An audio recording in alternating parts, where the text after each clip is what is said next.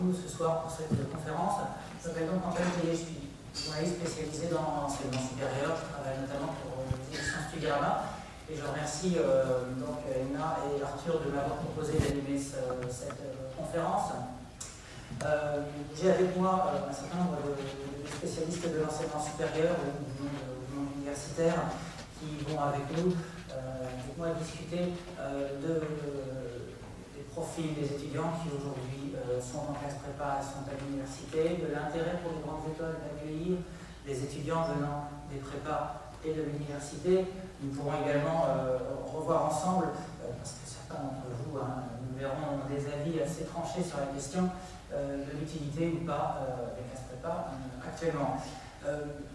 Cet échange devrait durer à peu près 50 minutes, à la suite de quoi vous aurez la possibilité, il faut passer un micro, de poser quelques questions à nos intervenants ou de soulever des points qui éventuellement auraient pu être omis. Alors à mes côtés, j'ai donc tout d'abord directement à ma droite Mme Agnès Vanzantel, sociologue, directrice de recherche au CNRS à Sciences Po, et également directrice de la collection Éducation et Société aux presses universitaires de France. Monsieur Jean Arrouz, vous êtes professeur à l'Université de Strasbourg et auteur de nombreux ouvrages sur les préparatoires des universités. Mademoiselle Mylène Astier, vous êtes diplômée de Supélec 2012, titulaire d'un master à Cambridge, et vous avez fréquenté la prépa à Sainte-Geneviève, d'Iginette, entre 2007 et 2009. Vous avez donc un point de vue de l'intérieur sur les classes préparatoires. Et Madame Sylvie Retailleau, vous êtes doyenne à l'UFR Sciences d'Orsay. Voilà.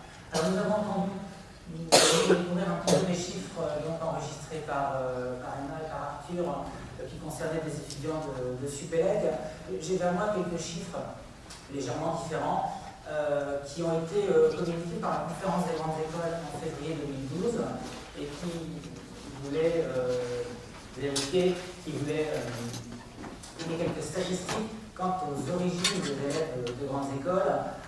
Cette étude a fait un petit peu de bruit parce qu'il est apparu que toutes grandes écoles confondues, post-bac, post-bac plus 2, ingénieur e-commerce, seuls 38,5% des étudiants de ces établissements venaient de prépa, pour 18% environ issus de DUT par exemple, de BTS ou de l'université, les chiffres étant globalement les mêmes quand on différenciait les écoles de commerce et les écoles d'ingénieurs.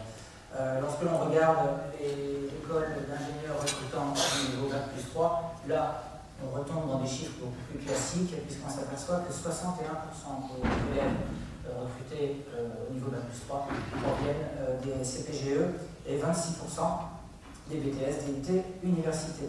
On l'a vu là, à Supélec, la proportion est bien plus importante, évidemment venant de prépa. Je vais vous poser maintenant la question à vous qui êtes là pour discuter avec nous de ces chiffres. Que pensez-vous de cette étude qui éventuellement marque donc une certaine ouverture des grandes écoles à d'autres filières que les classes prépa? Est-ce que c'est pour vous un simple effet vitrine? Est-ce que c'est une évolution de fond? Et puis nous aborderons ensuite d'autres questions, donc, que j'ai évoquées tout à l'heure sur le principe de la classe prépa ou encore la composition des étudiants de l'université par rapport aux étudiants de prépa. Quelqu'un sur l'éventuelle ouverture des grandes écoles, donc aux universités ou aux prépa, qui veut répondre à cette question? Que pensez-vous de ces chiffres, Madame Vanzantel?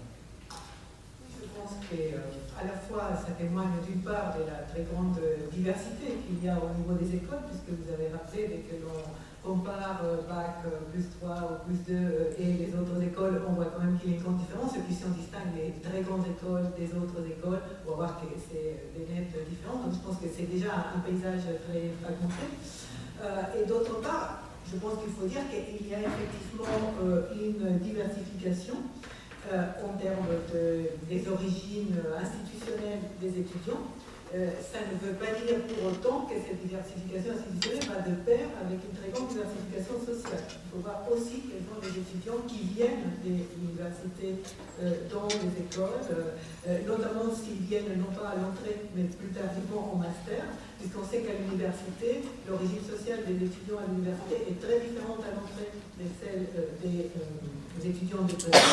Mais dès que l'on va vers le niveau master, on va rapprocher les origines sociales, donc ça ne va pas nécessairement dans le sens du diversification des origines sociales. Et c'est vrai que le paysage a changé au sens où il y a aujourd'hui plus de voies d'accès plus diversifiées, à la fois pour les étudiants français, mais il y a aussi les étudiants étrangers qui aussi par d'autres voies d'entrée. Donc c'est vrai que le paysage a changé. Merci, bonjour.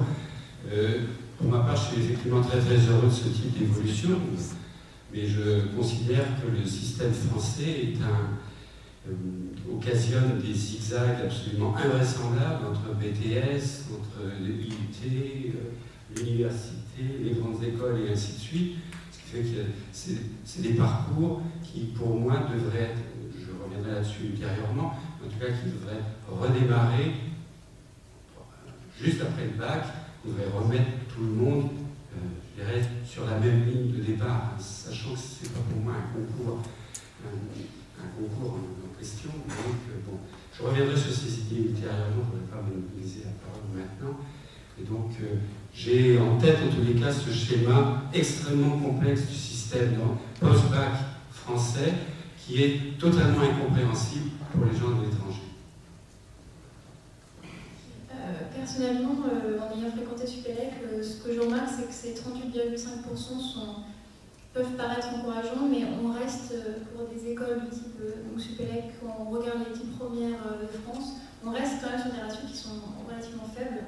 Et en reprenant le jour du Supélec, on est plutôt vers les 5% de personnes admises sur titre que vers des ratios autour de 25% comme on a pu voir dans l'étude. Donc c'est plutôt un effet d'annonce, mais ce n'est pas un changement profond, je pense. Il y a des choses qui restent à faire. Alors, moi, je voudrais le prendre sous le forme, je suis assez d'accord avec ce qu'il vient de dire, peut-être un témoignage, puisque on a la chance à la faculté des sciences d'Orsay d'être entouré aussi de beaucoup de partenaires, écoles. Je suis complètement d'accord de dire qu'il faut faire attention aux chiffres, un effet d'annonce. Ceci dit, je pense qu'il y a une volonté aujourd'hui de l'ensemble des établissements. Donc, juste entre parenthèses, là, on parle IUT, BTS, université. Je voudrais dire que les IUT font partie des universités et que je crois qu'il faut passer, quand on parle université, on confond souvent avec ce qu'on appelle les facultés, donc les notions de licence-master et les formations d'IUT. Donc ça, les licences-master sont portées par les facultés et c'est là où souvent on a aussi des admis sur titre au niveau des écoles. Donc c'est vrai que quand on fait le paysage, on parle de BTS, d'IUT et donc de facultés, puisque facultés et IUT sont au sein des universités. Donc vous rentrez, quand vous sortez de l'IUT, c'est l'université aussi qui rentre en grande école. Donc ça c'était une parenthèse. Mais aujourd'hui il est clair que dans les grandes écoles, il y a eu de l'effet d'annonce, il y a eu etc. Mais je pense qu'il y a une vraie volonté de diversifier. Une vraie volonté quand même d'ouvrir les portes, de collaborer, de créer des passerelles pour permettre à des étudiants en fait de faire ce qu'ils veulent. Moi je pense qu'en fait aujourd'hui les étudiants, ces passerelles, alors premièrement c'est bien, mais en même temps ça complexifie encore plus un système français qui est très complexe et qui fait qu'on en vient un petit peu à l'accessibilité des grandes études, hein, qu'elles soient écoles, qu'elles soient universitaires, au sens Bac plus 5, c'est très peu lisible. Et pour quelqu'un qui n'a pas de la famille, qui n'est pas encadré et bien orienté avec le choix, c'est quand même très très difficile de pouvoir accéder par un projet professionnel et pas simplement par ben, on va là parce que c'est mieux finalement. Aujourd'hui on sait que c'est bien, on sait que c'est un peu la porte tranquille, donc on y va. Et c'est vrai que c'est pas un vrai choix finalement.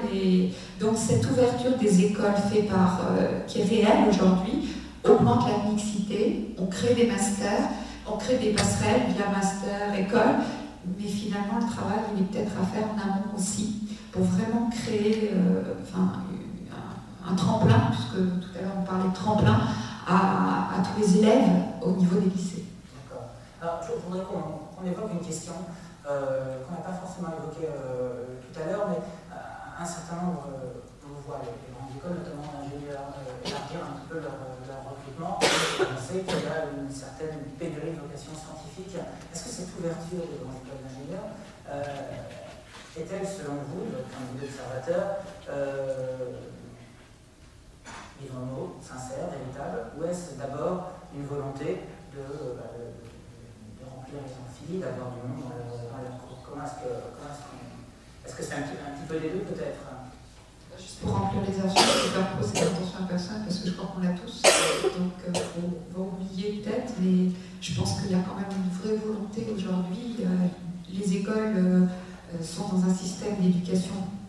française. Et donc cette ouverture, enfin ouverture, je ne sais pas s'il faut appeler ça une ouverture, une mixité, création de passerelles, et le fait de pouvoir amener beaucoup d'étudiants plus, en tout cas diversifiés, je pense que c'est une vraie volonté aujourd'hui, et une vraie volonté poussée par l'ouverture à l'international aussi. D'accord. On parle d'ouverture, on parle de mixité, on sous-entend depuis tout à l'heure que les étudiants peut-être qui sont en premier cycle à l'université et les étudiants qui entrent en prépa ne sont pas forcément issus des mêmes milieux sociaux, des mêmes catégories socio-professionnelles. Quelles sont les compositions, quelles sont les origines sociales des étudiants de prépa et des universités? Est-ce que des études ont été faites? Est-ce qu'on sait de quoi ils retournent? On sait que l'écart, effectivement, en première année est très très grand, puisqu'on sait que presque 60% des élèves des classes préparatoires viennent des catégories cadres en profession intellectuelle supérieure, alors qu'il ne sont que 34% au lycée. Donc il y a déjà une vraiment surreprésentation de ces catégories dans les classes préparatoires, même si les classes préparatoires ont grandi, mais il y a création des classes préparatoires, mais en même temps c'est au même rythme que l'enseignement supérieur, et en fait la sélectivité des classes préparatoires c'est maintenue, et même c'est exclu. Alors qu'un certain nombre de chercheurs aujourd'hui en sciences sociales disent que les classes préparatoires sont devenues de plus en plus un refuge face à la massification de l'université, et que donc effectivement l'écart aujourd'hui est plus grand entre l'université et les classes préparatoires qu'il ne l'était dans les années 60. Donc effectivement on a un écart important qui, à mon avis, est lié à la fois au fait que les familles s'investissent beaucoup dans la scolarité et qu'aujourd'hui, effectivement, il y a un accompagnement familial de la scolarité extrêmement fort qui passe notamment par quelque chose que j'ai beaucoup étudié, qui commence très tôt par le choix de l'établissement scolaire, des options, des filières. Donc il y a tout un parcours qui est accompagné par les familles. Mais ce qui me semble le plus préoccupant encore, du point de vue d'expliquer un tout petit peu cette sélectivité, c'est qu'aujourd'hui, il y a une fermeture aussi au niveau des établissements d'origine. C'est-à-dire que de plus en plus, il y avait une époque où Jacques Attali avait dit de façon communautaire, il avait dit avec 200 maternelles en France, on sait d'où vient l'élite. Et en fait, c'est de plus en plus vrai. On n'a pas encore mesuré au niveau de la maternelle, mais on commence à savoir que l'élite vient d'un nombre très réduit de lycées. Et que dès que l'on va au niveau collège, ça sera un nombre plus important de collèges, mais c'est encore un nombre très réduit. Parce qu'avec la massification, un des effets pervers de la massification de l'enseignement, c'est qu'on a de moins en moins confiance dans le niveau des élèves selon l'établissement d'où ils proviennent. Et donc, notamment, ce qu'on a étudié, c'est qu'à la sélection, à l'entrée en prépa, et notamment dans les prépas les plus sélectifs, l'établissement d'origine pèse très très lourd. Et donc, aujourd'hui, si on est un élève des milieux populaires, on est défavorisé par sa famille qui ne peut pas aider, par les moyens économiques qu'on n'a pas, mais on est aussi défavorisé par le collège qu'on a fréquenté, les lycées qu'on a fréquentés, même si on est très méritant, même si on travaille beaucoup, on dira il vient de tel lycée, et au moment de la sélection, on va se dire mais peut-être que sa qualité ne correspond pas à nos attentes, peut-être qu'il a été surnoté. Et donc je trouve que c'est très pénalisant et très préoccupant, et on n'en parle pas du tout, parce que si je pense que les phénomènes d'autocensure qu'on a évoqués tout à l'heure sont importants, je pense aussi que ça, c'est des phénomènes structurels, et là, on a pas fait attention. Je voudrais juste rejoindre ce qu'a dit Mme Grandzaten sur justement ces prépas, les cures parisiennes, ce qu'on appelle les cures parisiennes qui recrutent en fait dans les lycées qu'elles connaissent bien, donc des lycées parisiens. C'est vrai que ça crée naturellement des gens qui en prépa proviennent un peu tous du même lycée. Et d'ailleurs, mon expérience, là où j'ai eu la chance, en fait, venant d'un lycée pas du tout connu de province, d'intégrer Sainte-Geneviève, c'est que l'exception un petit peu Sainte-Geneviève, c'est qu'on a 50% de personnes qui viennent de province, tous lycées confondus, et on ne s'attarde pas tant sur la réputation du lycée, mais plus sur les résultats de l'élève, et on fait confiance, en fait, au lycée.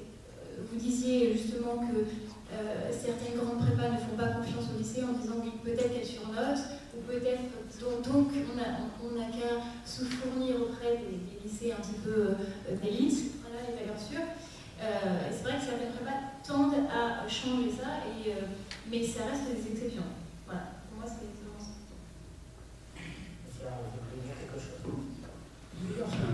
Je suis un peu.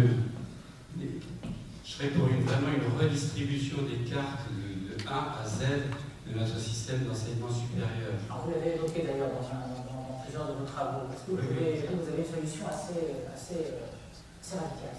Oui, c'est pas radical, mais ça me semble une telle évidence que j'hésite presque à le dire. Il faut tout revoir sans faire. Parce que à la base, bon, j'ai réfléchi depuis un certain temps sur la question dite du projet professionnel.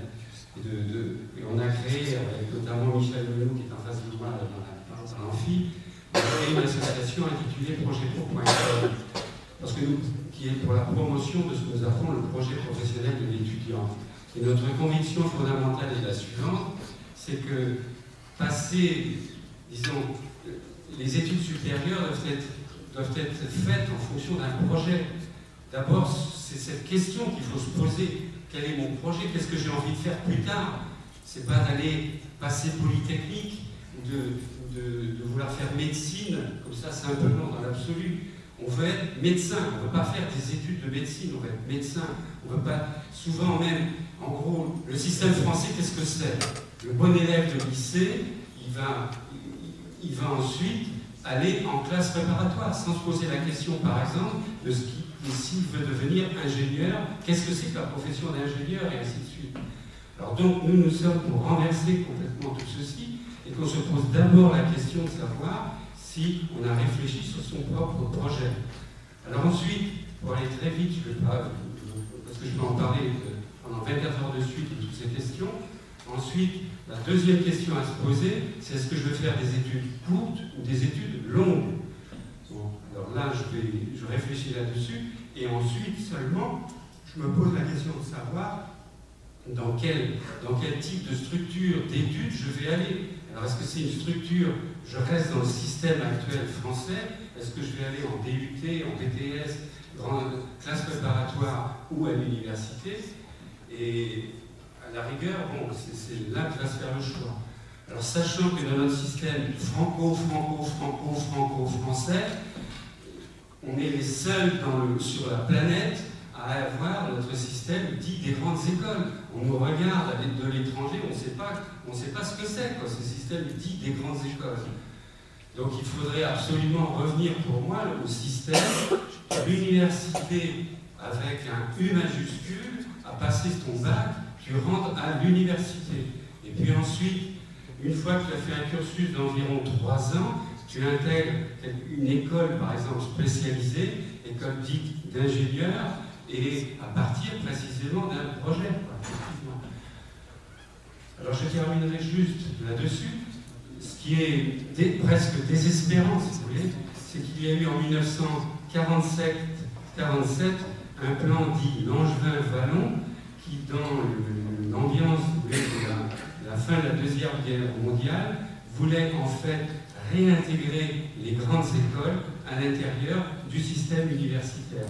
Alors il ne s'agit pas, bien entendu, de casser les grandes écoles, il s'agit de les réintégrer dans le système universitaire tel qu'il existe dans l'ensemble du monde. Je m'arrête là-dessus. Vous avez fait réagir la montée de la sphère économique française qui provient justement du monde des grandes écoles et qui trouve que ce système n'est forcément pas si mal formé que ça. Alors si vous voulez, je continue là-dessus. Je trouve qu'à l'heure actuelle, le système des classes préparatoires et des grandes écoles est contre-productif dans la compétition internationale. Je suis très clair là-dessus, je suis intimement convaincu de toutes ces questions. Le système des grandes écoles est un système pour moi vertical. C'est une vision verticale de la société, alors que nous vivons maintenant dans des sociétés horizontales qui sont des sociétés de réseau. Certes, au moment de la Troisième République, on avait besoin de faire fonctionner les mines, d'ingénieurs des mines, d'ingénieurs des ponts et chaussées, et ainsi de suite. On n'est plus du tout dans la société en question. Donc pour moi, il faut revoir tout ça. Mais j'ai conscience d'être totalement minoritaire, parce que notamment les politiques qui nous dirigent ont eux-mêmes fait l'ENA, une école de cette école-là, et ils n'envisagent pas autre chose que de méritant, en quelque sorte. Il n'y a que ça qui existe pour eux. Ce que je constate, à l'heure actuelle, avec le changement de président de la République que nous avons, j'en fais pas du tout une question politique, droite, gauche, et ainsi de suite, c'est pas du tout ça mon problème. Je vois qu'on commence à parler en France de PME. Ah, ça existe, les PME. Oh là là, rendez-vous compte, etc. Or, pourquoi on parlait jusqu'à présent que de grandes entreprises et ainsi de suite? Parce qu'on se retrouve dans ce système des grandes écoles, effectivement. Quand le président de la République, qu'il soit de gauche ou de droite, va à l'étranger, il emmène derrière lui des grands patrons, des patrons de très grandes entreprises. Les PME, on ne connaît pas, alors que quand même, enfin, on nous dit dans la concurrence entre la France et l'Allemagne, enfin, il y a un réseau phénoménal de PME en Allemagne, et c'est là-dessus qu'ils nous pulvérisent, les Allemands. Bon, évidemment, je suis d'accord avec ce qui vient d'être dit, mais il faut le comprendre, enfin, je crois qu'il faut revenir, mais l'idée, c'est parce qu'on oppose toujours deux systèmes existants. L'idée, c'est pas de les opposer. Quand vous dites le monde socio-économique et se répondre par rapport, je pense qu'on ne dit pas qu'il faut choisir l'université telle qu'elle existe aujourd'hui par rapport au système classe prépa et grandes écoles. Le problème, il n'est pas là. Le problème, il est de remettre à plat les choses. C'est pour ça que je pense qu'on vient de dire l'université avec un grand U au sens universitaire, c'est-à-dire un système d'enseignement supérieur unique. Ça ne veut pas dire qu'à l'intérieur, il n'y a qu'un parcours. Ça veut bien sûr dire qu'à l'intérieur de ce système qui serait à ce moment-là lisible, dans lequel on ne se battrait pas pour remplir nos amphis, parce qu'à ce moment-là, on ferait partie du même système finalement.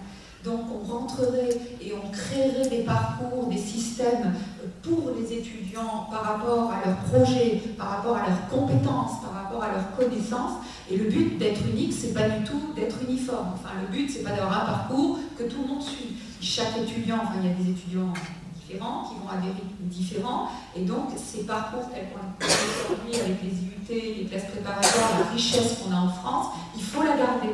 Donc l'idée, c'est de repenser, de reprendre ce qui est très bon, parce que le système des classes prépa a fait ses preuves, les grandes écoles aussi, et de l'autre côté, c'est de créer un système visible à l'international, compréhensible à l'international.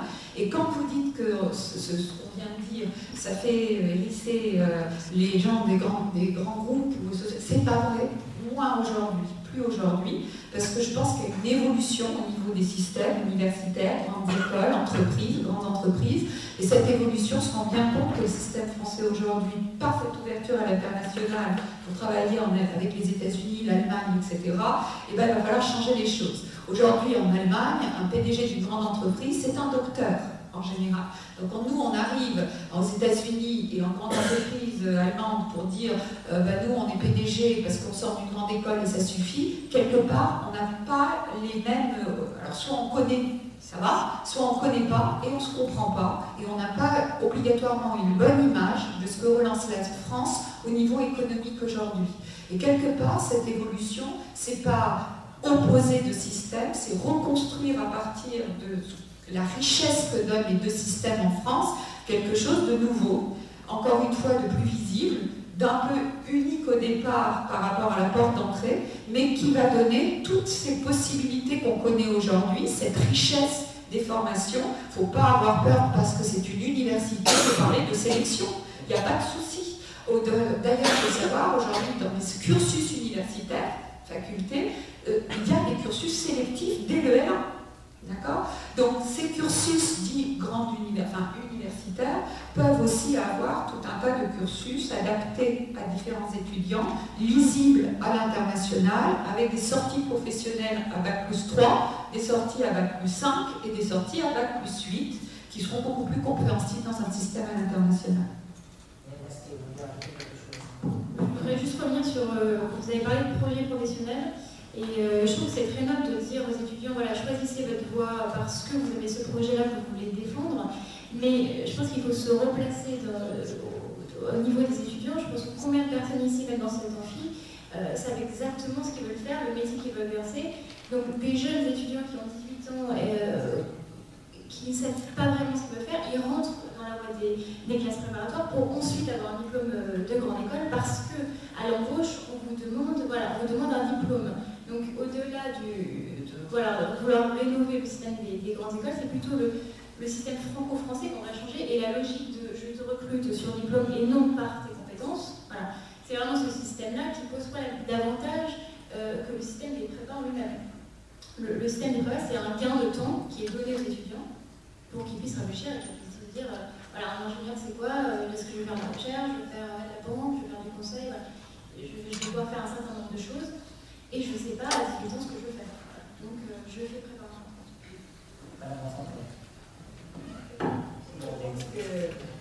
Et ça repose la question de l'attractivité des prépas, en quoi réside-t-elle? Et donc, effectivement, je pense que je suis tout à fait d'accord avec le projet de créer un grand système d'enseignement supérieur français. Ça, je crois que c'est essentiel aujourd'hui de tout point de vue, du point de vue de l'image à l'international, du point de vue du fonctionnement sur le plan national, et puis du point de vue de la démocratisation de l'enseignement supérieur. Ça ne pourra pas être un système totalement fragmenté. Mais je pense qu'il faut voir en quoi réside l'attractivité des prépas. Et on se rend compte quand on interroge les jeunes qu'effectivement, il y a ce caractère généraliste, le fait de reporter en partie le choix définitif. Et je crois que de ce point de vue, si je suis d'accord avec l'idée d'aider beaucoup plus les jeunes à élaborer leur projet, je pense que dans les grandes universités étrangères, il y a quand même des premiers cycles universitaires qui sont beaucoup moins spécialisés qu'en France. Donc je pense que l'on peut reproduire en partie cette idée d'avoir un enseignement qui soit plus généraliste dans cette grande université au départ, en offrant bien sûr des options et des voies qui permettent progressivement en deuxième année de se spécialiser davantage comme première année, etc. Et donc c'est vrai qu'une partie de l'attractivité des prépas réside dans cet aspect généraliste que l'université ne propose pas. L'autre aspect qui est très attractif, c'est l'encadrement. Alors on revient à un problème qui est un problème des ressources, qui est extrêmement important, c'est que l'on sait que l'encadrement en classe préparatoire, bon, déjà on sait ce que coûte un élève des classes préparatoires, on le double qu'un étudiant universitaire, et puis le fait de travailler en des groupes relativement réduits, pas un grand amphi, etc. Donc il y a un mode de travail, et surtout un mode de travail dans lequel les professeurs sont intéressés aux résultats des élèves. Et là, il n'y a pas de meilleur système pour que les profs travaillent bien, que quand il y a un résultat intéressé à la fin, et à la fac, c'est effectivement beaucoup plus ouvert. Après, il y a effectivement, de façon évidente pour certains élèves et certaines familles, le désir de fuir le public de la fac, l'environnement de la fac, le fait qu'en France, on a les prépas qui sont restés protégés dans les lycées, donc on n'est pas encore totalement étudiant, ce qui surprend beaucoup les étudiants étrangers. Bon, la plupart des étudiants étrangers avec qui je discute me disent mais comment les étudiants français supportent à 17, 18, 19 ans d'être encore au lycée, d'être dans ce système, etc. Et d'ailleurs, on voit que tous les étudiants étrangers en France, par exemple, moi j'ai travaillé sur les étudiants du lycée de Saint-Germain-en-Laye, les seuls qui vont au prépa sont ceux qui ont une mère française. Parce que sinon, ils vont absolument dans une université étrangère parce qu'ils disent qu'ils ne prépa jamais. J'y reviendrai en France après.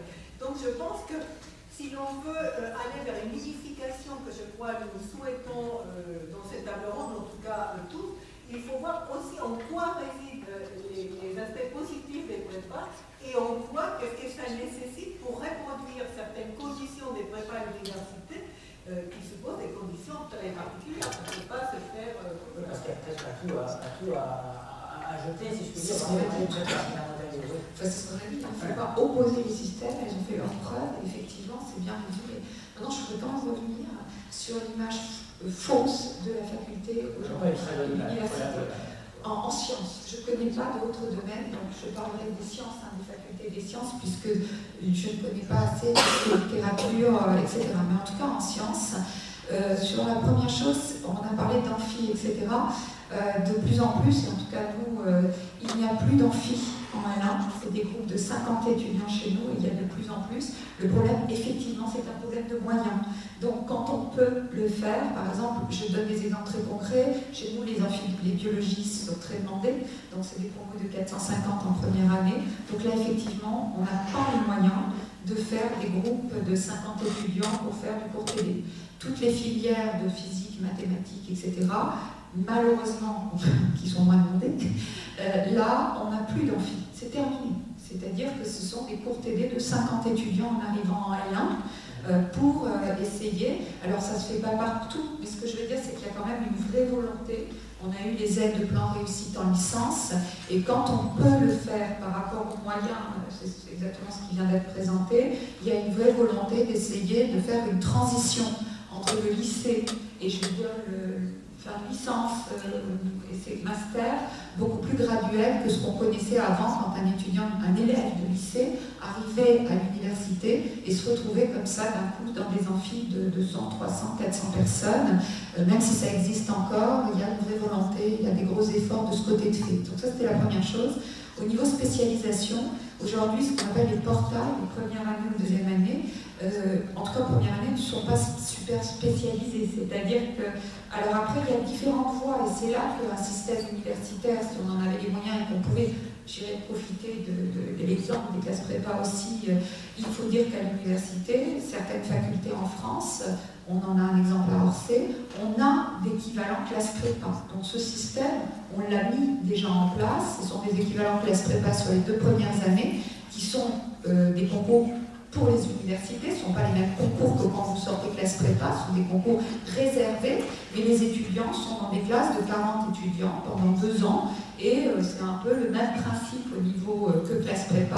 C'est peut-être une différence de contenu d'enseignement, de rythme, mais c'est les mêmes principes, et arriver au même objectif de passer des concours à la fin du L2, et même sur des L2 qui ne sont pas donc 2e année de licence dans ces prépas, eh bien, il y a des étudiants qui passent les concours des grandes écoles, ils les réussissent ou ils les ratent, mais ils les passent. Ça prouve que quand même le spectre est possible de passer. Alors après, à côté, il y a des filières, comme par exemple les matheux, très très spécialisées, et des filières beaucoup plus spectre large. Et c'est ça ce que, si on reconstruisait, pourrait offrir un système universitaire, c'est-à-dire construire des systèmes qui permettent, des parcours, des filières, qui permettent toute la richesse qu'on connaît quand même aujourd'hui et qu'on essaye de mettre en place. Alors c'est vrai, avec des problèmes de moyens. Et sur les enseignants, enfin, étant professeur, je suis doyen de la faculté de sciences, mais je suis d'abord enseignant-chercheur, c'est mon métier, je suis professeur. Et je peux vous dire, là c'est un témoignage, que là aujourd'hui aussi les facultés et les universités ont changé et que j'ai nombre de collègues qui s'investissent énormément auprès de leurs étudiants, du L1 jusqu'au master, qu'ils essayent de les suivre avec les moyens qu'ils ont. Et je dirais que l'image du professeur devant un amphi qui s'en va après l'amphi, c'est complètement dépassé. Aujourd'hui, on a des enseignants-chercheurs à la faculté dans les universités, il y a de tout comme partout, mais je dirais que le nombre d'enseignants-chercheurs qui s'investissent auprès des étudiants, qui connaissent leurs étudiants, qui les suivent, qui sachent exactement, a augmenté aussi, c'est plus l'université d'antan. Et je crois qu'il faut aussi casser cette image de l'université qu'on connaissait avant, d'amphi, où on ne connaît pas nos étudiants, où on ne les suit pas, où on ne leur fait pas de soutien, où on ne les aide pas. Et on est très nombreux, j'ai beaucoup de collègues qui le font, et je tenais à le dire ici parce que c'est quand même important. Malgré tout, et là c'est un discours qu'on entend très souvent, qu'on entend tous les jours. C'est pour ça qu'il est important aussi de dire qu'il y a un effort de l'université et des enseignants et du corps enseignant depuis plusieurs années. Alors, monsieur Arnaud, je vous voulez prendre la parole, ensuite on passera quelques minutes. Un tout petit exemple personnel pour montrer cette dévalorisation de l'université. À Strasbourg, en 87 ou 88, on a eu un prix Nobel de chimie, Jean-Marie Glenn. Je n'ai pas fait spécialement attention à ce qu'avait été son parcours antérieur. Et pour moi, il était évident qu'il sortait d'un cursus grandes écoles. Et puis, peut-être 2-3 ans après, par hasard, j'ai appris qu'il était un pur produit de l'université. Donc, ma première réaction en voyant un prix Nobel français de chimie, je me dis, avec la représentation que j'ai de cette université dévalorisée et ainsi de suite dans notre... Je pense tout de suite que c'est un produit des grandes écoles. Deuxième remarque que je voulais faire, concernant le choix des classes prépa, effectivement, ce que je verrai pour ma part, le système secondaire, d'enseignement secondaire français, vous savez, peut se résumer à passe ton bac d'abord. Les parents disent passe ton bac d'abord, etc. Je dirais que pour moi, le système des classes préparatoires, c'est passe ton concours d'abord. Donc c'est reporter 3 ans, 2 ou 3 ans plus loin. Donc c'est ma façon de voir les choses. Vous avez passé vos 2 ans donc, à la prépa Saint-Geneviève à Versailles, on l'appelle Ginette, qui est parfois très décriée pour sa difficulté, pour les traditions qui sont dans cette prépa. Pourquoi est-ce que vous avez voulu, vous, intégrer les classes prépa, et peut-être celle-ci en particulier, je ne sais pas, et quelle est votre impression dans quelques années après sur ce passage-là? Alors moi, c'est vrai que la question des classes préparatoires est arrivée assez tard, peut-être par rapport à d'autres élèves. Moi, j'étais issue d'un milieu, mes parents n'ont pas vraiment fait d'études et personne dans la famille n'avait jamais fait de classe préparatoire. Et à mon lycée, personne n'était allé en classe prépa.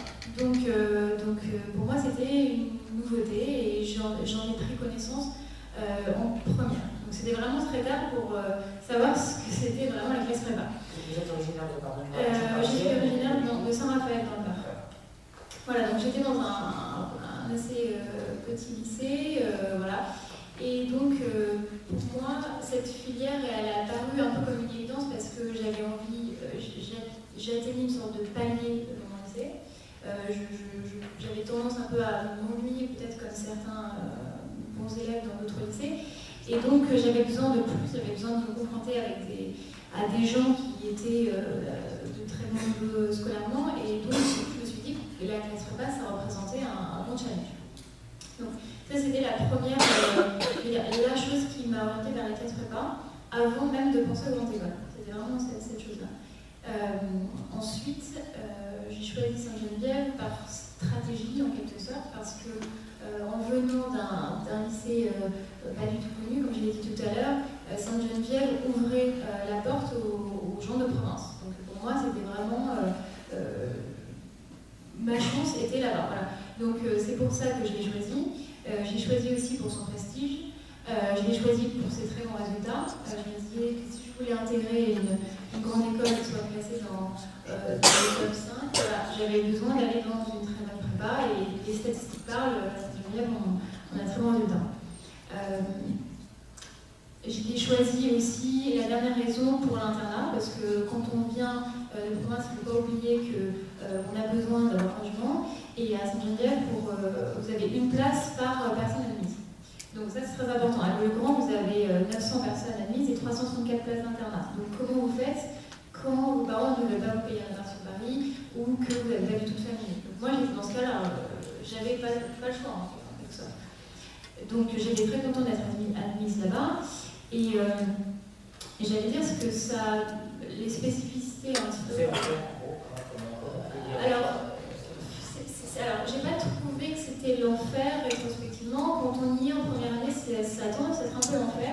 La première année diffère énormément de la deuxième année, parce qu'en première année, on a la pression de par ses pairs et ses professeurs. Et la deuxième année est faite en autonomie, en quelque sorte. Une fois qu'on a bien compris que de la part de ses professeurs qu'on devait réussir les concours parce que aussi on se devait de garder de bons statistiques, en deuxième année, on n'a plus besoin de mettre la pression, vous l'avez suffisamment intégré. Donc la première année, oui, c'était très difficile pour moi parce que c'était un choc d'être avec des élèves qui venaient de très très bons lycées parisiens, qui avaient déjà fait les programmes et qui appartenaient, disons, à des lignées de polytechniciens. Donc moi, j'étais pas du tout préparée, en fait, et je me suis rendu compte très vite que j'étais à des années-lumière du niveau qu'on exigeait en fin de compte en arrivant en prépa. Ça s'est quand même bien passé parce que on va dire qu'en ayant du courage, en étant persévérant, en travaillant, on y arrive toujours, hein, c'est ce que je pense. Donc ça s'est très bien passé et du coup j'ai pu intégrer ce PLEC en 2 ans. Voilà. En faisant un PSI et après PSI.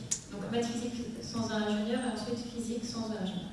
D'accord. Donc finalement, voilà, des années difficiles mais formatrices. J'imagine que certains d'entre vous auraient un avis sur la également. Je m'estime que ce sont souvent des années fondatrices, fondation des difficultés très justifiées. Ça, ensuite, vous êtes d'accord avec ouais, je pense que c'est des années tellement intenses que forcément on apprend énormément, même si on oublie, on a tendance à oublier en école d'ingénieur, ce qui est très mal fait d'ailleurs, donc on fait et on défait en fin de compte, c'est vraiment dommage. Donc en prépa, on vous bourre le crâne de millions de choses, et en école d'ingénieur, on vous dit que tout ça c'est pas grave, on n'en a pas besoin de toute façon, parce que c'est très théorique. Voilà. Donc il faut aller vers le pratique, on va devenir ingénieur, donc il faut. Donc effectivement c'est formateur, mais le problème c'est que c'est formateur sur une courte période. Voilà. Et c'est également, je pense, au-delà des formateurs intellectuellement, c'est très formateur psychologiquement parce qu'on est face à l'échec pour une fois, parce qu'au lycée on n'était pas forcément moi personnellement, j'avais pas vraiment eu de gros échecs dans ma vie, et là, je me suis rendu compte de ce que ça faisait d'avoir de rater des choses. Merci. Alors, donc, je prends la parole. Réagir justement par rapport à cette question de l'intensité de la prépa, mais certaines prépas, notamment parce qu'il y a bien sûr prépa et prépa, on parle plutôt des prépas très sélectives, effectivement, qui préparent pour des très grandes écoles. Et je pense que ce qui caractérise le système français, c'est qu'effectivement, il y a une très grande discontinuité dans le système, et qu'en fait, quand on compare les étudiants français aux étudiants étrangers, par exemple, des meilleures universités à l'étranger par rapport aux prépas les plus sélectives et aux grandes écoles les plus sélectives en France, on constate que ce qu'il y a surtout, c'est la façon dont les études sont étalées. Très souvent, quand on compare les élèves des prépas en première année en France par rapport à un étudiant américain ou anglais en première année, etc., eh bien l'étudiant français va être meilleur, va avoir un niveau nettement supérieur. Mais on les compare à la fin du master et ils seront équivalents, ou peut-être les autres seront encore meilleurs, et ils ont progressé beaucoup plus dans une forme de continuité, par palier, progressivement, etc. Et je pense que effectivement, ça prépare un certain type de mentalité à travailler de façon très efficace, très rapide, à faire de la synthèse, etc.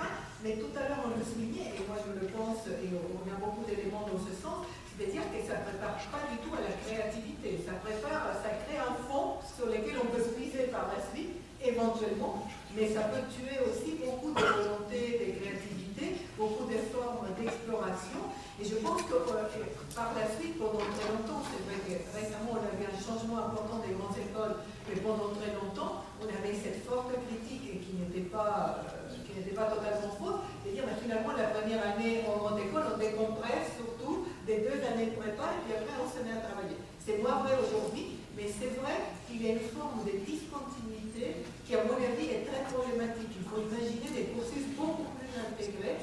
De ce point de vue, ça crée une expérience beaucoup plus positive pour les jeunes. On peut faire des choses beaucoup plus expérimentales dès le début, beaucoup plus que ces systèmes dont on sait par ailleurs qu'il produisent quand même beaucoup de souffrance parmi les jeunes. On sait très bien qu'on en parle relativement peu de temps en temps dans la presse, mais tous les cas d'anorexie chez les filles, tous les cas de suicide, tous les cas de toutes sortes de maladies, etc. Il faut savoir que ça a un prix aussi. Donc je pense qu'on peut obtenir le même résultat, c'est-à-dire si on vise toujours avoir une élite de très bon niveau, quelle que soit la matière très bien formée, eh bien on peut la former en 5 ans de façon beaucoup plus progressive, en gardant bien sûr un caractère généraliste au début, etc., mais pas avec toute la pression sur 2 ans et après un cursus beaucoup plus, avec un tout autre rythme. Je pense qu'il faudrait harmoniser les cursus, ne serait-ce que pour le bien-être personnel des élèves, mais je pense qu'intellectuellement, on n'y perd absolument pas. Je pense qu'au lit, il y a une Effectivement, les difficultés à reconnaître un prépa, ça évolue aussi sans doute selon le profil de l'élève et son milieu, hein, ça joue l'environnement, je suppose. Madame Rocaillot, vous qui avez pointé un petit peu dans l'université, vous confirmez ce que Mme Rantaine avec peut-être un apprentissage plus progressif des étudiants en 5 ans? Complètement, je pense que c'est le bien-être de l'étudiant, mais aussi de la science. C'est-à-dire qu'en prépa, on vous donne des automatismes, c'est-à-dire qu'on sort, on sait calculer, on sait aller vite, on sait travailler, on sait se concentrer, et on a vraiment les outils mathématiques, etc. qu'il faut. Donc ça, il ne faut pas le perdre, mais je pense que par contre, la science, là on parle de science, enfin un domaine scientifique, c'est vrai que ça demande aussi du raisonnement, ça demande de développer l'esprit critique, et souvent, pour bien appréhender par exemple des systèmes physiques, etc., eh bien, on doit décomposer, on doit prendre le temps de mûrir un système, on doit bien le comprendre. Et c'est vrai que c'est pas vraiment le plus, par contre, de la sortie des classes prépa. C'est-à-dire que quand on sort, c'est ensuite, si on prend le temps de se plonger, par exemple, en physique ou dans d'autres systèmes, ce que là, on va vraiment comprendre, et on va vraiment comprendre à raisonner, à mener un raisonnement, à développer un sens critique. On a parlé de créativité, c'est vrai que c'est quelque chose de très important aujourd'hui, de tout ce qui est innovation. Faire de la science, c'est aussi pouvoir imaginer des choses nouvelles. Donc ce service des outils qu'on a inculqués pour ensuite faire quelque chose. Et ça, ça demande du temps aussi, bien appréhender, réfléchir par soi-même, prendre les choses par soi-même. Et c'est pour ça que pour les étudiants, mais pour aussi le bien de la façon d'apprendre, tout à l'heure on a dit, et on oublie très vite. de toute façon, c'est vrai qu'on oublie. Mais c'est vrai que si on laisse le temps par soi-même de réfléchir, si on laisse le temps de mieux raisonner, et pas de simplement comprendre la recette, ou savoir le calculer, ou savoir dérouler du calcul, mais comprendre ce qu'il y a derrière, pourquoi c'est comme ça, et ben je pense qu'on oublie moins vite. Et le jour où on en a besoin, ou le jour où on a un système qui ressemble et qui n'est pas exactement la même, on est beaucoup plus adaptable, on arrive à avoir une certaine autonomie, une adaptation, et puis recréer des choses un peu nouvelles. Donc effectivement, il ne faut pas perdre le côté outil dont on a besoin en sciences, et ça c'est un manque chez nous particulièrement, c'est-à-dire il faut qu'on garde ces réflexes, ces automatismes, mais à côté, laisser le temps, ça veut dire aussi mieux appréhender le côté scientifique en plus de l'équipe, de l'étudiant. Oui, je confirme tout à fait ce qui vient d'être dit. C'est vrai, depuis longtemps, j'ai en tête le schéma suivant. Si on parle de niveau intellectuel, ça, en général, avec le système des grandes écoles, enfin des classes préparatoires plus grandes écoles, c'est une grande propulsion comme ça, et puis ensuite on continue de progresser jusqu'à ce niveau. Pour moi, l'université fonctionne comme ça de façon beaucoup plus régulière, et en gros, à Bac plus 5, on arrive à peu près au même niveau. Moi, je ne vois pas de différence. J'ai des étudiants qui sont ensuite passés en grande école, et réciproquement, même les gens qui enseignent, même les enseignants en grande école et à l'université, je n'ai jamais trouvé de différence de QI phénoménale entre les deux, je veux dire, franchement. Donc globalement, il y a une maturation qui se fait entre la sortie du bac et Bac plus 5, qui est avec ces deux schémas que je vous indique. Alors, puisque par ailleurs, l'investissement important que je fais depuis un certain nombre d'années sur la question du projet, sachant que le projet professionnel, il ne sort pas comme ça d'un seul coup, c'est pas un matin, un 18 février, vous dites « Ah, ça y est, j'ai trouvé ce que je vais faire plus tard ». C'est une maturation progressive.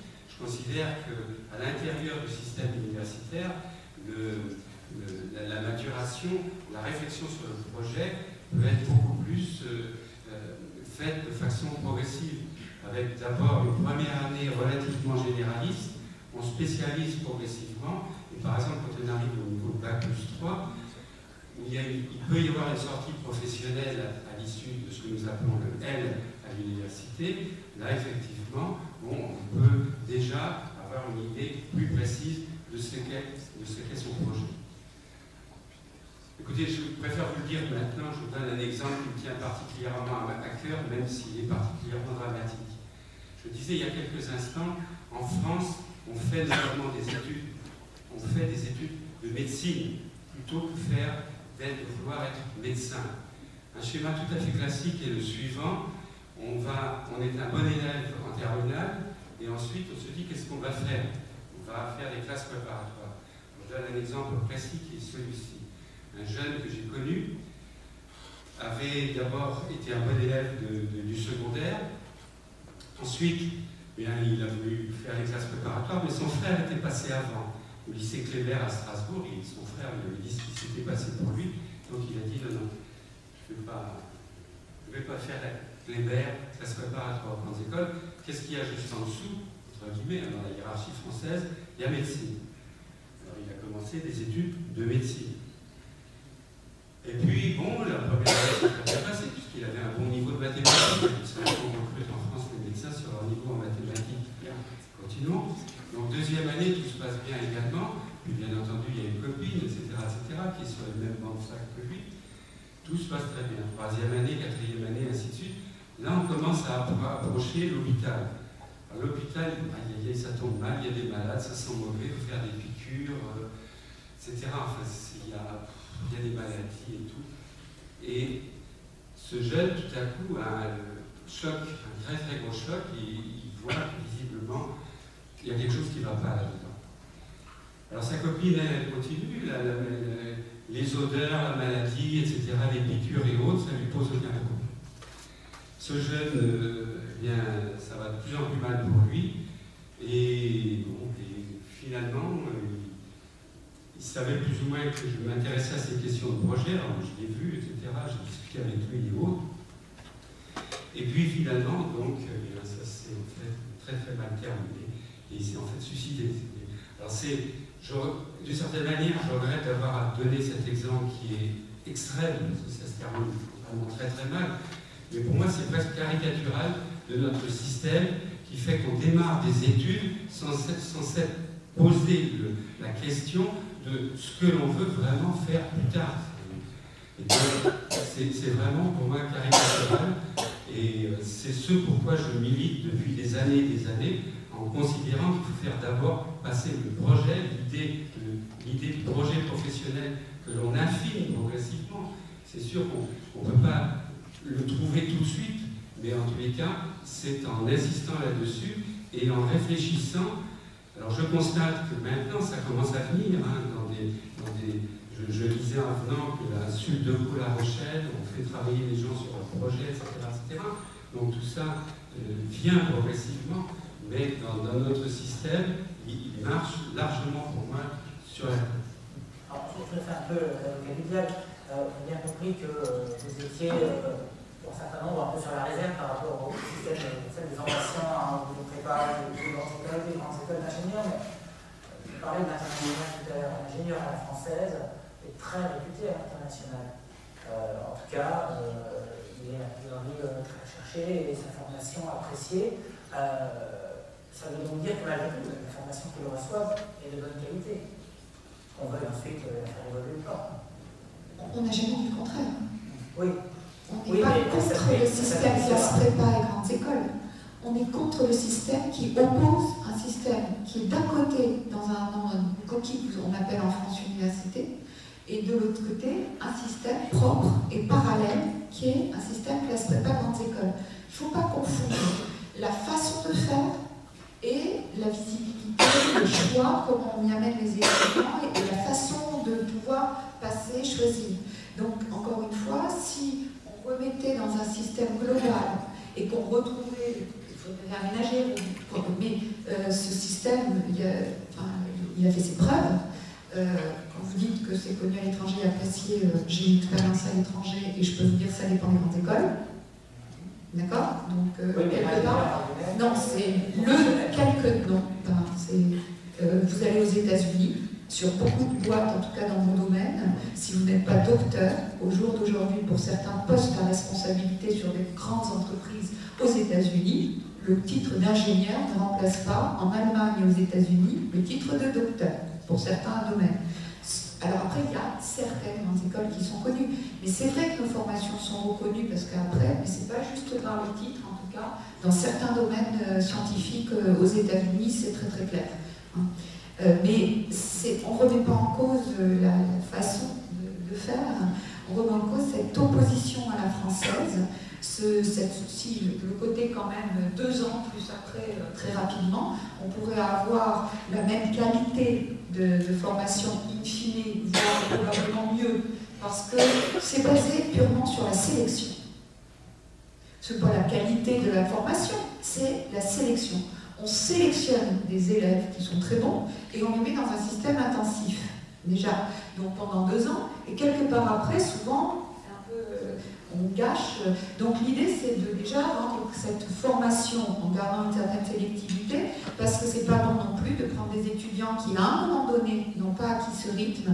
On ne peut pas faire, nous, en tant qu'enseignants, le grand écart, parce que certains s'ennuient et d'autres ne vont pas suivre. Donc tout le monde est pénalisé. Donc il faut donner ce qu'il faut à manger à la personne qui le demande. Et ça, je crois que tout le monde est d'accord, aussi bien des enseignants de l'université que de classe prépa. On ne peut pas faire l'enseignement le même à tout le monde.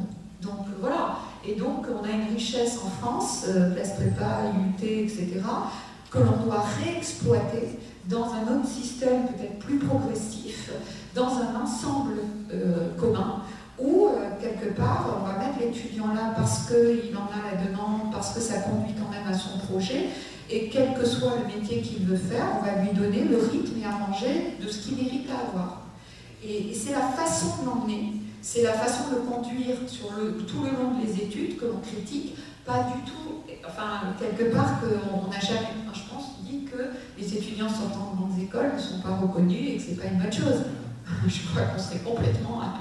ce qu'on dit simplement, c'est qu'il peut y avoir une autre façon d'emmener ces étudiants qui ont aujourd'hui été sélectionnés après le bac, peut-être de les amener de façon plus progressive et donc scientifiquement avec une meilleure qualité, sans enlever en prenant certaines choses, et surtout de le permettre à un plus grand nombre, parce qu'on rendrait le système beaucoup plus visible, et quelque part, on voit bien que le système français, même au niveau économique, il y a certainement des choses à revoir vu l'état d'aujourd'hui.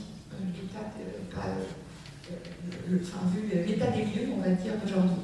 Donc, bien sûr, il y a une reconnaissance, c'est historique, mais à un moment donné, il faut aussi faire changer les choses et faire évoluer. Et c'est pas tout jeter, c'est pas critiquer l'ensemble, ça a fait ses preuves, mais je crois qu'on a essayé de résumer les plus, les moins, et ce qu'on aimerait avoir évolué. Et il y a beaucoup de choses à faire évoluer, croyez-moi, à l'université, à la faculté. Ce que je disais juste, c'est qu'on essaye de le faire.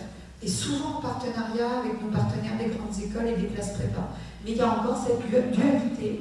Et en France, on n'arrête pas d'opposer les systèmes. Non, n'opposons pas, travaillons ensemble et faisons en sorte qu'on crée un système équivalent, entre guillemets, voilà, qui arrivera certainement à des choses beaucoup plus appropriées au XXIe siècle.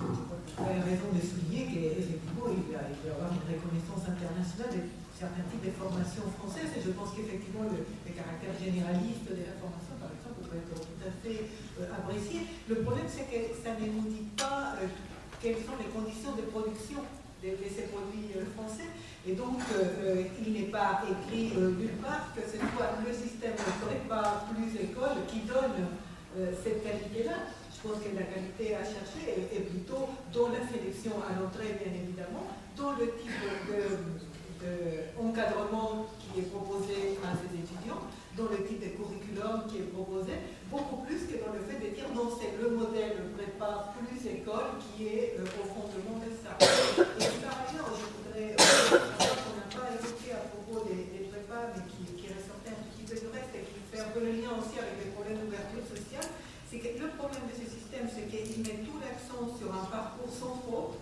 très précoce, qui est très caractéristique du système français, et qui lui-même renforce très très fortement la fermeture sociale du système. Parce que, effectivement, quand les étudiants peuvent avoir une sortie à L3 avec un diplôme reconnu, etc., on sait bien que les étudiants des milieux populaires, ce ne sont pas les politiques d'ouverture sociale qui vont aller chercher quelques-uns qui, effectivement, on va pouvoir faire intégrer à ce système.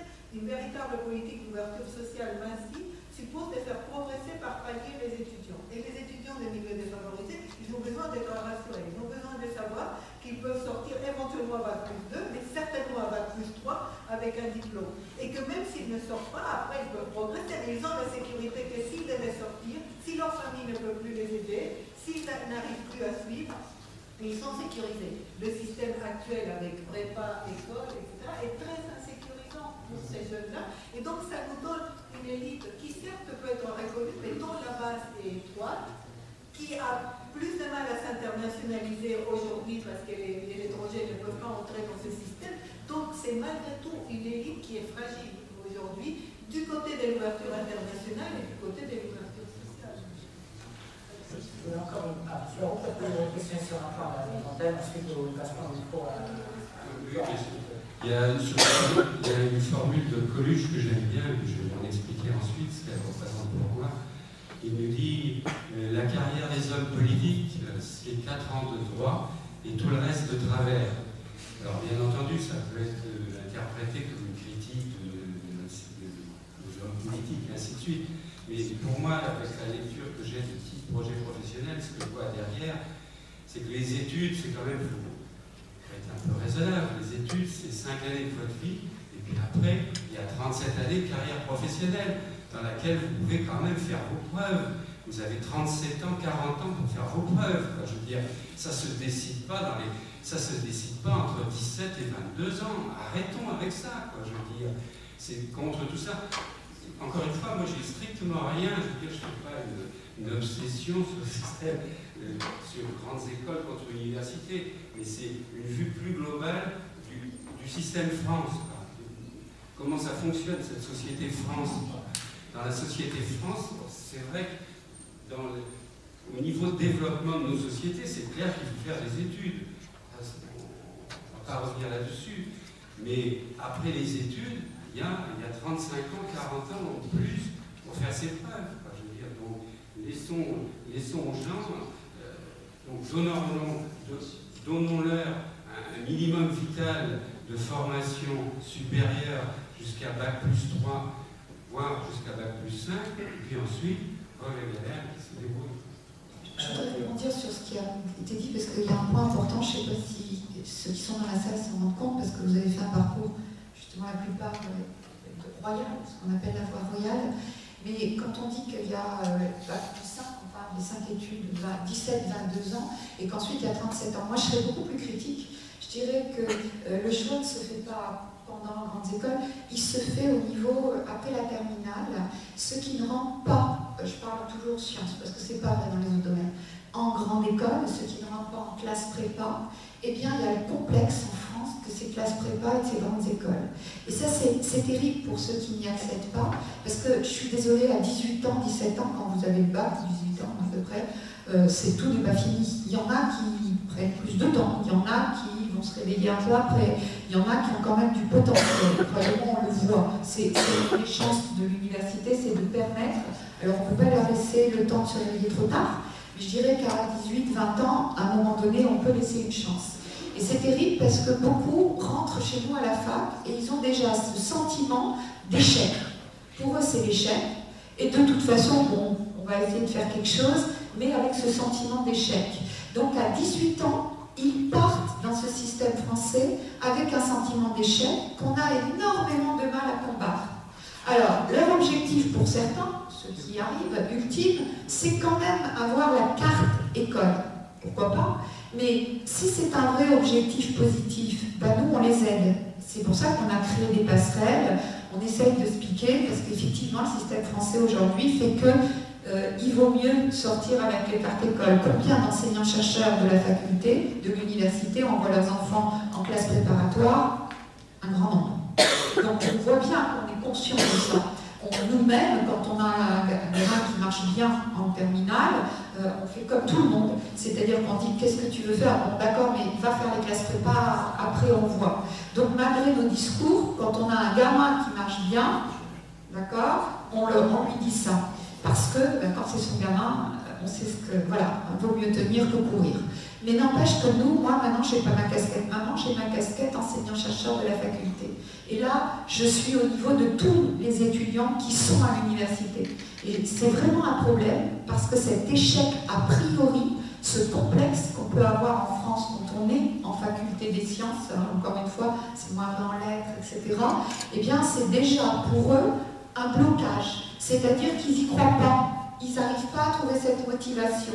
Quand on leur dit, mais si vous êtes aussi bons que ceux qui sont à côté, suffit que vous en ayez la motivation, allez-y, ben, la majorité n'y croit pas. Et quelque part, on peut déployer les trésors de leur dire, mais si, c'est vraiment profondément ancré en France, ce côté, ben, si je suis à la fac, c'est que j'ai été pris nulle part, c'est que quelque part, toutes les portes sont a priori fermées. Alors que parfois, certains prennent le temps différemment. Encore une fois, à 18 ans, hein, c'est loin d'être fini et on a encore beaucoup de chance à donner. Il faut leur donner cette chance. Et ça, c'est quand même un problème franco-français. Merci beaucoup. Madame Rosenthal, juste un mot, et après nous pourrons passer éventuellement le micro à la salle pour quelques questions. Vous avez rédigé un certain nombre de travaux, notamment un article qui parlait énormément de quelque temps, où vous évoquiez l'ouverture sociale justement des grandes écoles, les conventions d'aide, les opérations Pourquoi pas moi, la recette qui repose sur de nombreux établissements, et vous indiquiez que ces opérations ouvraient les grandes écoles et encourageaient une certaine mixité sociale, mais finalement très limitée et qui ressemblait presque à la reproduction du modèle. Vous pouvez nous expliquer un petit peu vos réserves par rapport à cette initiative? C'est pas nécessairement une réserve dans l'absolu, c'est une réserve par rapport au sens qu'on essaie de donner à ces politiques.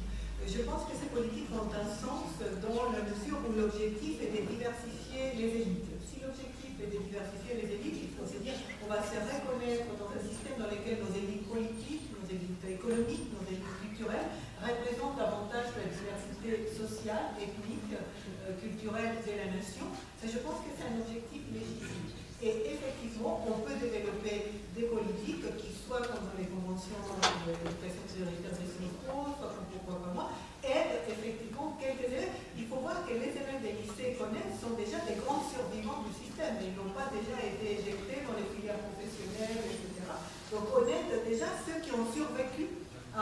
une partie de la sélection antérieure qu'il y a dans le système. Et donc, on peut diversifier, mais il faut voir que le nombre d'élèves que l'on peut toucher par ces politiques est très réduit. Donc, on est dans des politiques qui sont des diversifications des élites, pas des politiques de lutte contre les inégalités. Moi, je prends souvent l'exemple américain. Aux États-Unis, on a aujourd'hui une élite noire dans les universités américaines grâce aux politiques d'affirmative action, qui est évidente. Ça n'a en rien amélioré la situation des écoles aux États-Unis. Donc, on peut avoir une diversification des élites qui ne réduit pas du tout les inégalités. Moi, ce qui me gêne, c'est que les deux politiques, on les superpose et que l'on dise que ces politiques sont des politiques de lutte contre les inégalités. Non, ce sont des politiques de diversification des élites, mais elles ne luttent pas contre les inégalités qui supposent des politiques massives. Ça, c'est un premier aspect. Et le deuxième aspect pour lequel j'évoquais un système de parrainage, c'est que je disais que c'est typique un peu du système français, le fait que quand on cherche une ouverture sociale, on se dit on va créer des partenariats avec un petit nombre de lycées. Et donc je disais d'une certaine façon c'est une forme de reproduction, parce qu'on se dit on a maintenant par exemple à Sciences Po, on sait qu'on a 60% des élèves qui viennent des lycées privés, qui viennent des lycées parisiens, etc. Et on se dit maintenant on va créer des partenariats avec un groupe beaucoup plus large de lycées. Aujourd'hui, on en a 95, au début, on n'en avait que 7, donc ça a beaucoup grandi. Mais c'est l'idée que finalement, le lycée va se porter garant de la qualité de l'élève, que le fait d'ouvrir et de se dire, mais les élèves déposent leur candidature de façon ouverte, etc. C'est comme si on ne veut pas prendre de risques. Il faut qu'il y ait ce parrainage par l'établissement d'origine, et c'est dans ce sens où je disais qu'il y avait une forme de reproduction du modèle. Mais je ne suis pas hostile du tout à ces politiques, je pense qu'ils ont pris une place dans la diversification des élites. Ce qui m'agace profondément comme sociologue de l'éducation, c'est qu'autour du terme de l'égalité des chances, on a fait un glissement qui fait qu'aujourd'hui, y compris beaucoup d'acteurs de terrain que j'ai connus dans les zones d'éducation prioritaire, me disent, mais écoutez, mais à volonté, on est toujours pour la lutte contre les inégalités. Maintenant, on est dans la convention éducation prioritaire. Et j'essaie de leur dire, je sais que vous êtes très militants, j'apprécie beaucoup votre investissement, mais vous n'êtes pas en train de lutter contre les inégalités, vous avez changé de régime. Une phrase pour terminer là-dessus. Ce système avec lequel je suis totalement d'accord, je trouve que c'est très très bien, mais à quoi ça revient? Qu'est-ce que ça produit? Ça veut dire que les meilleurs élèves de banlieue, on les envoie dans les meilleurs lycées parisiens de classe préparatoire pour ensuite rentrer dans les grandes écoles. Ces meilleurs lycées parisiens, avec 4, 1000 francs et ainsi de suite, on y met les meilleurs professeurs. Donc il y a un système de pompe comme ça. Moi, ce que je vous propose, c'est qu'on mette les meilleurs professeurs dans les lycées de banlieue. Merci, M. Larose. Alors, après cette dernière réflexion. Bonsoir. Alors, j'aurais juste une question. En fait, c'est, on parlait du fait de remettre à plat tout le système éducatif français. Mais je me demandais si une des raisons pour lesquelles on va tous, moi le premier dans une grande école, c'est pas aussi parce que les entreprises recrutent les gens, enfin très principalement et en particulier au poste clé, entre guillemets, qui sortent de ces grandes écoles.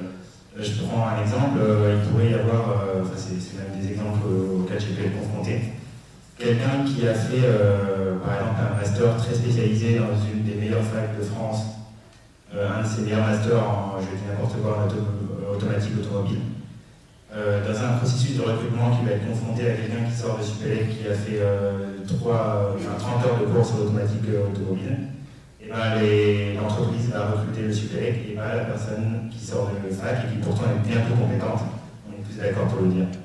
Autre point aussi, on est recruté à des niveaux de salaire qui sont largement supérieurs à ceux auxquels sont recrutés les gens des facs. Est-ce que un des points clés, ce ne serait pas de réformer aussi le point de vue des entreprises plutôt que de réformer uniquement le point de vue des universités et des élèves? Je suis tout à fait d'accord, c'est exactement, on l'a dit tout à l'heure, sur le système socio-économique, ça ressort. Donc le premier point, tout à fait d'accord, c'est un constat. Sur le côté salaire, c'est moins vrai dans les domaines en particulier. Par contre, c'est vrai au départ, c'est-à-dire qu'il y a un gap et les études montrent, il y a des études sur plusieurs années qui montrent, c'est un peu comme tout à l'heure quand on disait comme ça, pendant les 5 ans, et bien c'est pareil pour les salaires, c'est-à-dire que vous avez un gap qui n'est pas si grand aujourd'hui, le gap s'est énormément réduit, surtout dans les domaines sciences pour l'ingénieur et les domaines scientifiques, dans les recrutements, quand les gens y arrivent à être recrutés, sortis salaire, master, et ça, il y a une étude depuis. Mais par contre, en fait, les salaires se rejoignent. Et donc, c'est un peu ce qu'on disait, il y a 37 ans. Et donc, petit à petit, on sait que c'est l'expérience professionnelle qui va gagner, plutôt que le côté diplôme quand on avance dans la carrière. Et on voit que les salaires se rejoignent pour quelqu'un qui fait ses preuves, on va dire. Après, voilà, il faut faire ses preuves. Donc, alors après, sur les formations, tout à fait d'accord aussi. Et il faut savoir que depuis beaucoup d'années, en université, vous avez ce qu'on appelle les masters professionnels, qui sont assortis Bac+5 et les masters recherche. Les masters recherche qui ne sont pas aujourd'hui, il faut qu'il y ait aussi des évolutions là-dessus. Je vous donne l'état des lieux. Je ne dis pas que c'est comme ça qu'il faut faire par la suite. Je vous donne l'état des lieux. Les masters recherche étaient jusque-là à vocation Bac+8, c'est-à-dire on continuait par une thèse. Et ce qu'il faut voir aujourd'hui, c'est qu'il faut arrêter d'avoir, c'est pour ça qu'il faut qu'on évolue, cette notion que la thèse, elle n'est pas faite pour aller travailler dans l'académique, dans le fondamental. Aujourd'hui, les thèses sont faites aussi pour aller dans l'industrie. Donc il faudrait aussi qu'on fasse la même évolution qu'on a fait dans les masters pro en recherche et au cours de la thèse, donner cette formation à l'entreprise. Mais sur les masters professionnels, ça fait plus de nombreuses années qu'ils comprennent cette formation à l'entreprise. La différence, c'est qu'en université, on l'a fait au niveau du L2 et des fois L1, mais pas du tout L3. Alors que vous, en cycle ingénieur, enfin école ingénieur, vous avez cet accompagnement et cette avancement de l'entreprise à partir de première année jusqu'à Bac+5, donc sur les 3 ans. Donc c'est vrai que ça fait un plus pour mieux connaître l'entreprise. Donc ça, il y a une évolution et il y a quand même une grosse formation à l'entreprise au niveau des masters pro. Il faudrait qu'on le fasse aussi au niveau des masters recherche. Oui, un exemple très rapide sorti de tout à fait ailleurs. Comment devient-on magistrat en France? On passe le concours de l'École nationale de la magistrature. Essayons de voir à l'étranger ce qui se passe. Il se trouve que j'ai eu un ami israélien, je dis j'ai eu parce qu'il est décédé, et un jour il m'a dit, le système français, l'enseignement supérieur, il m'a dit écoute, voilà comment ça se passe en Israël pour devenir magistrat. Le ministère de la Justice envoie des responsables du ministère pour contacter des avocats qui ont déjà une certaine carrière derrière eux, qui ont 40 ans, 45 ans, etc., que l'on contacte et à qui on demande est-ce que une carrière de magistrat, ça ne vous intéresserait pas?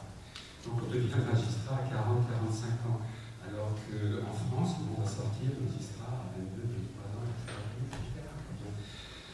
Donc l'appel d'air de l'extérieur, voilà ce que ça peut donner dans des professions radicalement différentes de celles auxquelles vous vous destinez.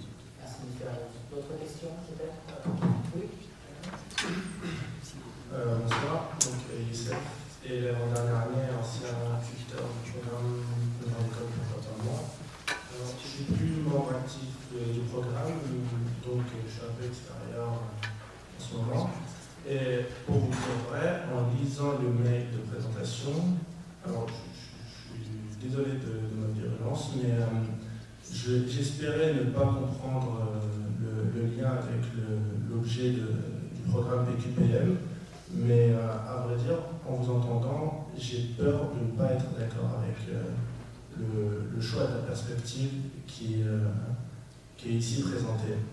Alors je m'explique. Si on se place dans le cadre du programme PQPM, on s'adresse à des jeunes qui sont issus d'un certain milieu, dans une certaine zone géographique, qui ont un certain potentiel et qu'on va aider à développer donc, ce potentiel afin d'accéder à certaines filières que l'on considère comme élitistes en France. Donc, pourquoi pas moi, fait le choix qu'il y a un certain paradigme qu'il y a des filières élitistes en France. Et donc, si je synthétise ce que vous avez dit ce soir, il faudrait dire à ces élèves, eh bien non, vous avez certes un certain potentiel, mais ça ne sert à rien de développer, contentez-vous. Et là, c'est vraiment l'impression que vous m'avez donnée par vos différentes interventions, c'est contentez-vous de parcours qui vous permettront d'accéder d'une façon ou d'une autre au milieu professionnel et laisser ces filières élitistes à d'autres. Alors qu'on sait que ce n'est pas les discours de ce soir qui vont empêcher les élites d'aujourd'hui de permettre à leurs enfants d'accéder à ces mêmes filières élitistes. Donc, je trouve qu'on est vraiment à la limite de la démagogie et de l'hypocrisie. C'est vraiment trop facile de leur dire voilà ce qui existe, mais ça ne sert à rien. Contentez-vous. Ce que vous avez dit sur ces jeunes cherchent avant tout la garantie d'un diplôme, je pense que c'est un peu facile. Dans ce cas-là, d'accord, on peut leur dire arrêtez-vous à bac plus 2 ou plus 3, mais on peut aussi leur dire arrêtez-vous un BEP, vous allez trouver du travail, ou ce genre de choses. C'est peut-être pas le but, je pense, de la démarche de PQPM. Vraiment, vraiment, votre démarche, par ailleurs, est tout à fait louable de vouloir comparer l'université et la prépa et de vouloir faire en sorte que ces différences disparaissent ou peu importe. Mais en tout cas, dans le sens du programme PQPM, je ne pense pas que ce soit l'objectif. Je crois qu'on a été très mauvais pédagogue alors, parce que il ne me semble pas du tout, en tout cas on s'est mal exprimé, on s'est visiblement, premièrement, on n'a pas parlé de tout ce qui est dans pourquoi pas le tutorat, et il faut le faire, et c'est une chance extraordinaire, et ce qui a été dit c'est bien, mais c'est pas l'étiquette qu'on donne à un moment donné, on ne peut pas confondre de dire il ne faut pas le faire. On a juste dit que la traduction qu'on en donnait, enfin c'était pas moi qui l'avais dit, mais c'était pas celle que tout le monde le donnait, disait, et c'est tout. Et on n'a pas dit qu'il ne fallait pas, au contraire, c'est de très bonnes choses, de très bonnes initiatives, et qu'il faut continuer. Alors là, je crois que voilà. Et jamais on a dit qu'il ne faut pas utiliser le potentiel des étudiants. Je crois que j'ai dit, les étudiants, chacun est différent. Quand quelqu'un demande à manger, il faut lui donner ce qu'il doit pouvoir manger. Et qu'il y ait des parcours différents, qu'il y ait, suivant, je ne sais pas moi, la compétence, la connaissance, les capacités et le temps qu'ils mettent aussi à y arriver, il faut garder cette richesse. Je crois qu'on l'a dit, peut-être mal, mais on a essayé de le dire. C'est pas du tout de lui dire n'y va pas. Aujourd'hui, tel que le système français est fait à l'heure actuelle, il faut lui dire vas-y. Je suis la première, et je l'ai dit, en tant que les parents ou en tant qu'enseignants, je crois que certains dans la salle peuvent en témoigner, on pousse à la faculté nos étudiants quand ils sont capables d'intégrer une école, puisque le système français aujourd'hui est ainsi fait par rapport à la demande des entreprises, on ne peut pas conseiller à un étudiant, sinon c'est malhonnête de notre part, de ne pas le faire. Parce qu'effectivement, c'est ce qui est le plus reconnu aujourd'hui en France. Et c'est ce qui nous permet de donner à manger par rapport à sa demande. Vous voyez ce que je veux dire? Jamais on a dit le contraire. Ce qu'on a dit, c'est qu'on aimerait changer ce système. Et qu'ensuite, dans un nouveau système, qui n'est pas d'opposer, encore une fois, le système universitaire actuel et le système d'une grande école, s'il existait ce système, à ce moment-là, on pourrait leur tenir un discours différent. Et ce n'est pas pour autant qu'ils ne trouveraient pas dans ce système universitaire unique une voie qui est équivalente au niveau aux classes prépa et grandes écoles, c'est-à-dire dans lequel ils trouveraient de quoi pouvoir accéder au même niveau final, voire mieux, parce qu'on a critiqué, comme on pourrait critiquer la façon d'enseigner en fac aujourd'hui et les façons d'évaluer, aussi les façons des grandes écoles. Il y a du bien, il y a du pour, c'est remettre à plat les choses. C'est pas du tout, et heureusement, par contre, pour les étudiants qui sont effectivement de classe sociale un peu plus difficile, moi, je rejoins ce qui a été dit, ça rassure quelqu'un d'avoir des diplômes reconnus à bac, des sorties possibles, on ne leur a pas dit qu'il fallait le faire, des sorties possibles à bac plus 2, à bac plus 3, etc. C'est rassurant. Et nous, on a quand même une expérience aussi, et pas d'un petit échantillon de lycée, mais d'un grand échantillon de lycée depuis des années. C'est vrai qu'ils sont rassurés d'avoir ces sorties avec des diplômes reconnus dans le système européen. Ça, c'est autre chose. Et donc, on peut très bien concilier les deux systèmes. Un système de type sélectif, classe prépa dans le sens un peu rythme, à revoir, mérite, et un système dans lequel on a quand même des diplômes reconnus à l'international pour pouvoir faire venir plus d'étudiants. Je ne sais pas si j'ai essayé de mieux mettre, mais je crois qu'on n'est pas en contradiction. C'est mal exprimé. Non, pour moi, il n'y a aucune contradiction. Le système PQPM, moi je vote des deux mains quand j'en entends parler. Je veux dire, c'est clair.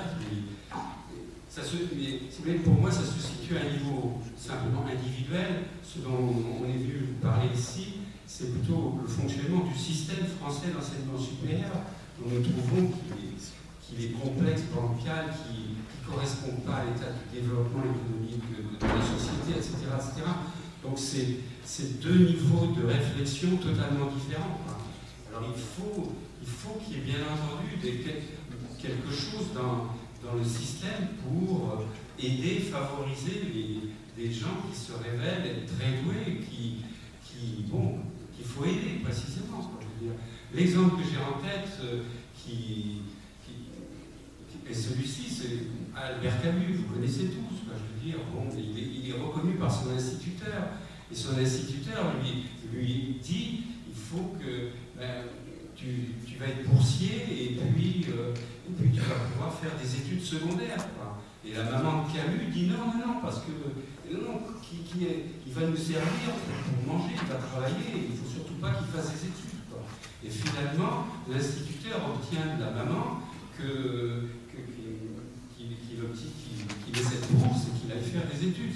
Donc il a été repéré par son instituteur, c'est ce qu'on appelle l'élitisme républicain, et pour moi, ce pourquoi pas moi relève effectivement de cette forme d'élitisme où on repère des individus et on va les aider, etc. De la même manière que Camus a été aidé par son instituteur, et quand ensuite il est prix Nobel, son discours à Stockholm, la première chose qu'il dit, j'ai pensé d'abord à ma mère et ensuite je remercie M. Germain de m'avoir permis d'arriver jusqu'ici. Voilà.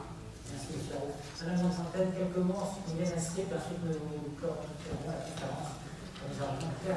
Oui, moi, simplement pour le résumer de façon très vite, je pense que pourquoi pas moi, que je connais très bien, parce que c'est d'ailleurs un programme que j'ai suivi depuis sa création à l'ESSEC, tous ces programmes se justifient aujourd'hui parce que le système est profondément inégalitaire. Je pense que dans un système profondément inégalitaire, ces types de programmes aident des jeunes qui déjà sont arrivés au lycée dans certaines filières, etc., à poursuivre dans l'enseignement supérieur. Et de ce point de vue, et à nouveau, c'est un objectif tout à fait important pour une nation qu'elle se reconnaisse dans son élite. Donc, diversité l'élite, c'est un objectif pleinement légitime. Mais ces programmes ne peuvent pas lutter contre les inégalités. C'est-à-dire que dans l'idéal, ces programmes ne devraient pas exister. On devrait avoir un système suffisamment ouvert pour qu'il n'y ait pas besoin de programmes spécifiques par rapport à des jeunes. On devrait pouvoir sélectionner nos élites dans toutes les écoles de France, dans tous les quartiers de France, et pas avoir des programmes spécifiques. La réalité est telle qu'aujourd'hui, on a besoin de programmes spécifiques pour aider ces jeunes à les accompagner par la suite. Mais l'idéal pour que la société française devienne plus égalitaire ne peut pas être la multiplication de ces programmes. C'est une action de base qui commence à la maternelle. Déjà, en première année de maternelle, il y a des grands écarts entre les élèves qui se creusent au primaire, qui se creusent au collège. Donc, il faut une action de masse très précoce. Mais ça ne veut pas dire que pendant ce temps-là, on ne va rien faire pour aider ceux qui sont déjà au lycée pour continuer. On peut continuer ces programmes. Mais ces programmes ne peuvent pas résoudre au cœur des inégalités. Mais ils peuvent apporter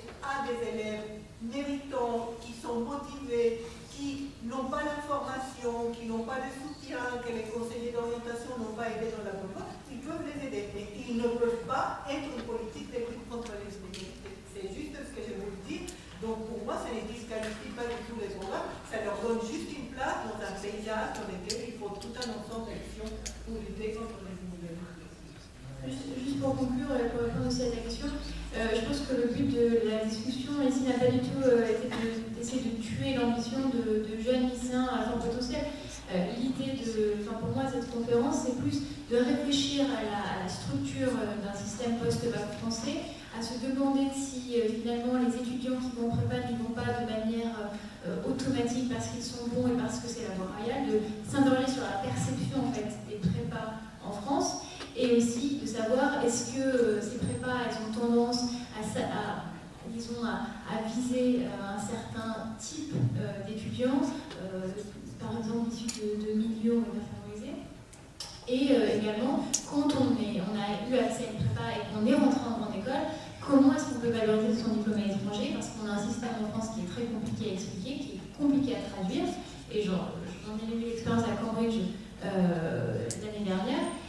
Voilà, donc pour moi, vraiment, la discussion, c'était autour de ça. C'était pas du tout de dire que les prépas, c'est pas bien et qu'il faut tout réformer. C'est existant, pour l'instant, on a les prépas. On va imaginer hypothétiquement, si on avait un autre système, comme vous l'avez dit, ce serait bien d'avoir quelque chose qui soit plus égalitaire, quelque chose qui ne soit pas, on va dire, qui soit voilà, plus facilement exportable à l'étranger. Donc c'est tout. Enfin, voilà, la présentation, c'est pas du tout de dire à les étudiants pourquoi pas moi, vous faites ça pour rien. Enfin, c'est pas ça. Merci beaucoup. Alors, je vous propose de poursuivre l'échange à l'issue de cette conférence, car nous allons devoir mettre un terme à cette discussion. Merci beaucoup de votre attention. Merci à vous, messieurs et dames, de vos avis. Arthur, je vous repasse la parole pour vos avis. Oui, moi je vous remercie également d'être venu ce soir. J'ai trouvé le débat très intéressant et je vous invite à le poursuivre avec donc les animateurs de ce débat en salle des cocktails. Donc juste maintenant, il y a un cocktail qui vous attend et vous pourrez rencontrer les intervenants pour leur poser des questions un peu plus particulières que vous n'auriez pas osé poser maintenant, tout simplement parce qu'on manque de temps. Et bien, merci d'avoir assisté à notre conférence et nous vous attendons en salle des cocktails.